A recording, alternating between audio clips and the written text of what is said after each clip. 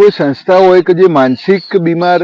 રીતે બીમાર વ્યક્તિઓની સાર સંભાળ રાખતી હોય, બરાબર. હવે આ સંસ્થા જો હાથે કરીને એવું કરે કે જે માનસિક બીમાર વ્યક્તિ હોય એની સાર સંભાળ ના રાખે, કોઈ તો એના સ્ટાફના જે માણસો હોય એ એવું કરે કે જેનાથી પેલાને પાયાની સુવિધા ના મળી શકે, તો એ BNS ની 357મી કલમોમાં લાગુ પડશે. 357ની કલમ એવું કહેશે કે જો કોઈ માનસિક બીમાર વ્યક્તિ હોય કાં તો કોઈ અસહાય વ્યક્તિ હોય એની સાર સંભાળ રાખવા માટે કોન્ટ્રાક્ટથી આપણે કોઈ માણસ રાખ્યો હોય, અને જો કોન્ટ્રાક્ટનો ભંગ કરી અને એ રીતે વર્તવામાં ના આવે, જોણી